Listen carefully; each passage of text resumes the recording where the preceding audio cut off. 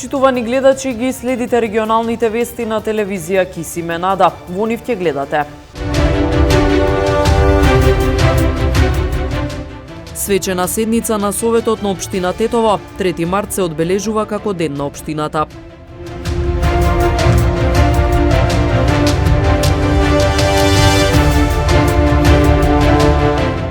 Пандемијата не е завршена, но трендот е многу добар, вели председателот на Комисијата за заразни болести.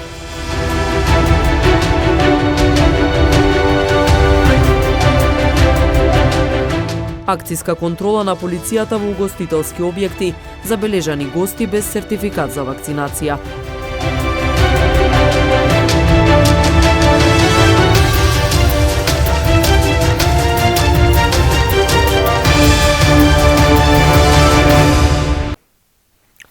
Свечена седница на Советот на општина Тетово. 3 март се одбележува како Ден на општината.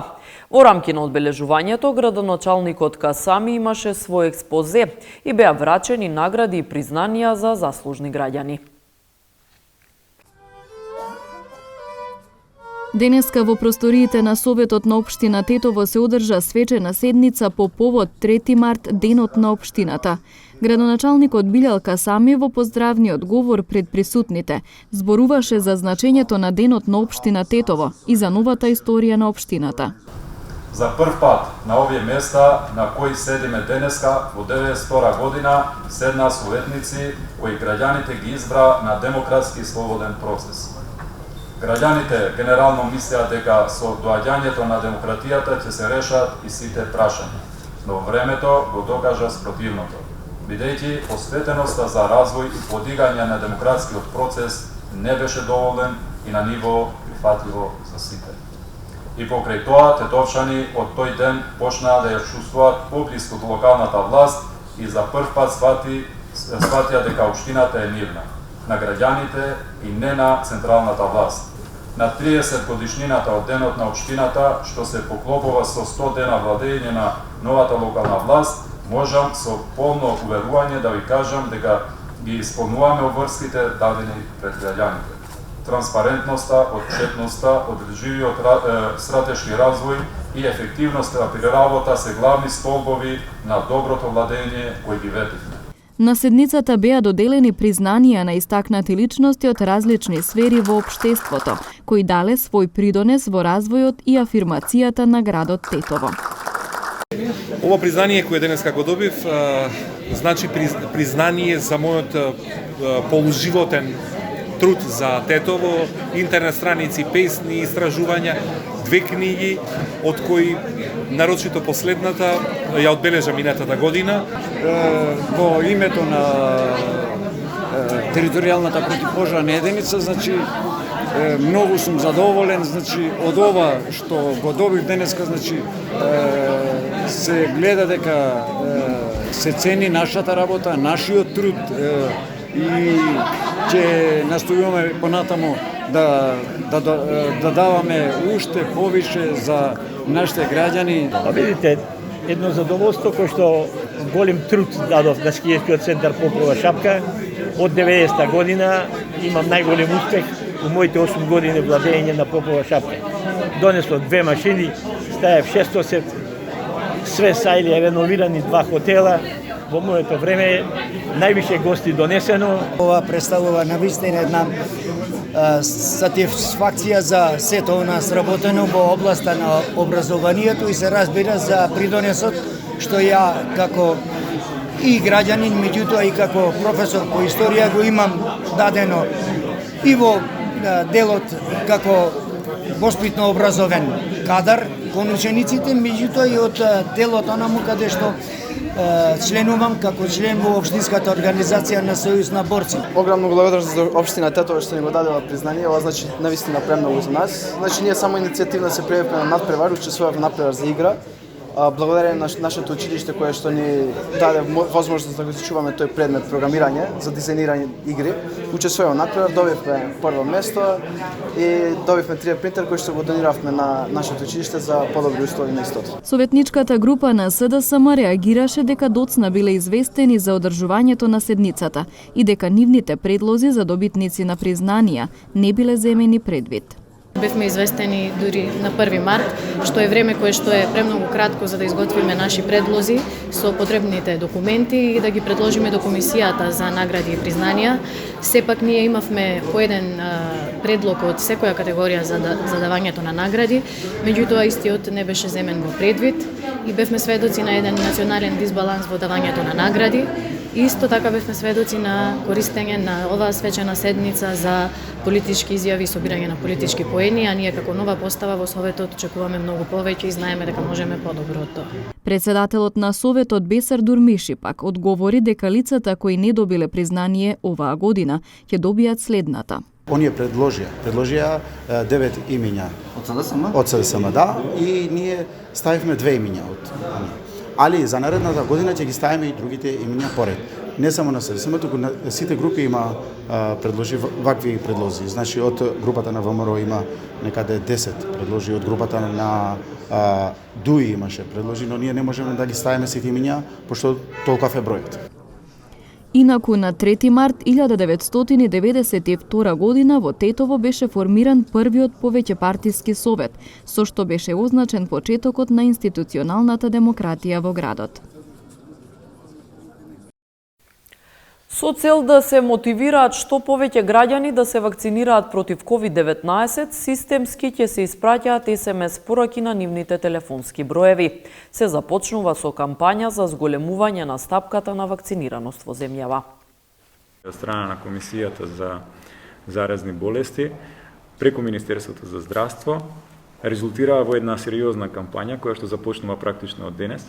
И таа кампања подразбира закажување на термини за сите оние граѓани кои што имаат нецелосна вакцинација или не примиле бустер доза, а спаѓаат во ризичните групи. Ризичните групи, да појасниме, се оние групи на граѓани кои што се на возраст над 65 години, имаат коморбидитети, или оние кои што се помлади од 65 години и имаат поголем број на коморбидитети. Кај овие граѓани ќе стигне SMS порака која што ќе ги извести за тоа дека треба во точно одреден термин да го посетат точно одредениот пункт за вакцинација каде што ќе можат да бидат вакцинирани. Многу важно за функционирањето на овој процес е соработката помеѓу јавниот и приватниот дел од здравствениот систем. Матичните лекари ќе бидат клучен дел од процесот. Тие ќе бидат воедно и оние кои што ќе ги потсетуваат своите пациенти дека треба да се јават на соодветниот термин. Здравствените домови секако дека ќе бидат местата каде што ќе се вакцинираат граѓаните и во насока на тоа да имаме поефикасна вакцинација на овие ризични групи, соработката помеѓу овие два дела од системот ќе биде исклучително важна. Очекуваме да има навистина добар одговор помеѓу популацијата, помеѓу граѓаните, затоа што со вакво потенцирање на вакцинацијата, особено во ризичните групи, после овој бран на Омикрон, кој што сега навистина е веќе во фаза на одминување, можеме да кажеме дека тоа беа ризичните групи кои што беа на најсериозен удар од оваа варијанта и дека со вакцинацијата ќе успееме да ги спречиме понатаму компликациите кои што се јавуваат во оваа група на граѓани. Пандемијата не е завршена, но трендот е многу добар. Во последните 4 недели гледаме намалување на сите релевантни параметри, изјави за утрински брифинг председателот на Комисијата за заразни болести доктор Александар Петличковски. Имаме намалување на бројот на позитивни случаи, имаме намалување на бројот на хоспитализирани, имаме намалување на бројот на умрени заради ковид и се на се одиме, се движиме во добра насока. Сум оптимист дека за скоро време, тоа за скоро време би значело во овој месец можеби, би можеле да разговараме за ограничување на маските. Секако идејата на комисијата е олеснувањето на овие рестриктивни мерки да оди постапно.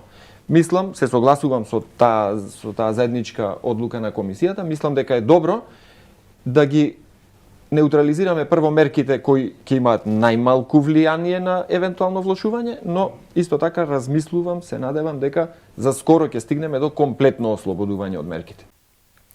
Граѓаните од општина Гостивар од утре ќе може да поднесуваат документи за социјални станови.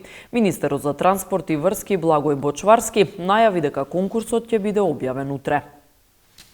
Денеска заедно со заменик министерот и со директорот на акционерското друштво сме овде пред социјалната стамбена зграда во Гостивар, од каде сакаме да најавиме дека Министерството за транспорт и врски утре ќе го распише јавниот оглас за распределба на вкупно 70 станови во оваа социјална стамбена зграда. Јавниот оглас ќе трае до 4 април и ги повикувам сите лица од ранливите категории кои имаат потреба да аплицираат слободно на овој оглас кој што ќе го распишеме утре преку Министерството за транспорт и врски. Според критериумите ќе може да аплицираат деца над 18 години без родители или родителска грижа, односно кои до својата 18 година биле згрижени во институции за деца без родители. Под 2, корисници на право на гарантирана минимална помош. Под 3, лица погодени од елементарни природни непогоди. Под 4, лица со попреченост и семејства со лица со попреченост. Под број 5, лица припадници на ромската заедница, социјално загрозени согласно стратегијата на ромите во Република Северна Македонија. Под број 6, самохрани родители со малолетни деца. Сите документи граѓаните ќе ги поднесуваат во Центарот за социјални работи овде во Гостивар.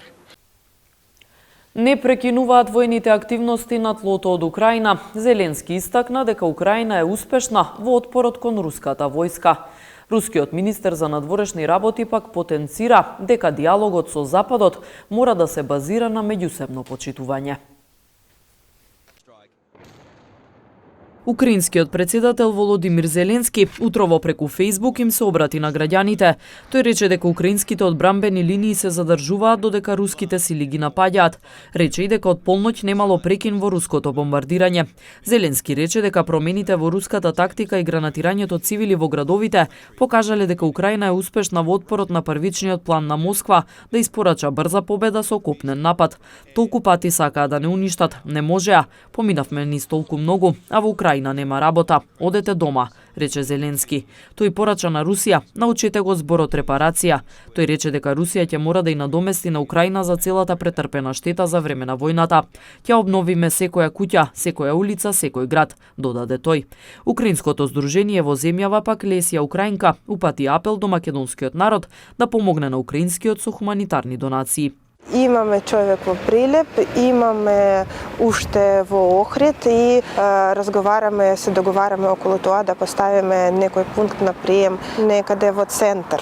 И физичка сила, да кажам, нас не треба, затоа што сега планираме и повеќе пунктови да отвараме, освен овој што сме сега во магазин, за да имат можност повеќе луѓе да донират и побрзо да стасе помош до Украина. Во меѓувреме, рускиот министер за надворешни работи Сергеј Лавров за руската државна телевизија кажа дека не се сомнева оти ќе се најде решение за украинската криза, но дека рускиот диалог со Западот мора да се заснова на меѓусебно почитување.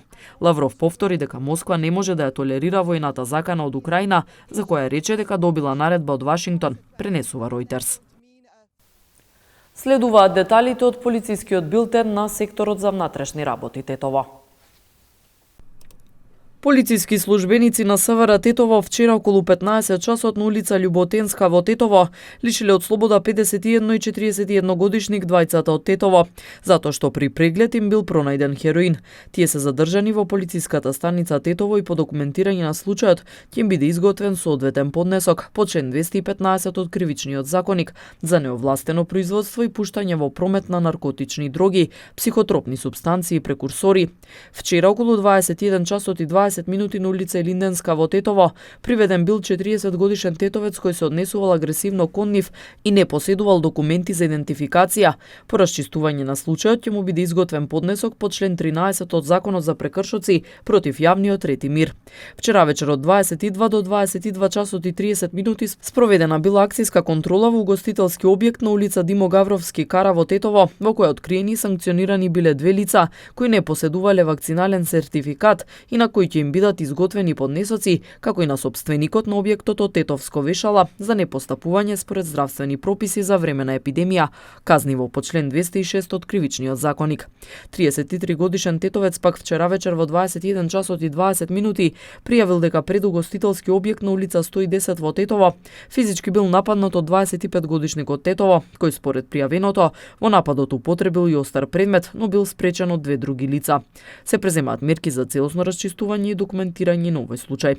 Ноќеска половина час по полноќ 23 годишничка од Тетовска Шипковица пријавила дека околу 22 часот и 10 минути додека со такси возило што го управувал 54 годишник од истото село се превезувала кон селото, возачот нагло ја намалил брзината, поради што таа се удрила во пластичен предмет и се здобила со тешки телесни повреди, констатирани во Тетовската клиничка болница, каде што била пренесена за укажување на лекарска помош. Се расчистува и документира случајот.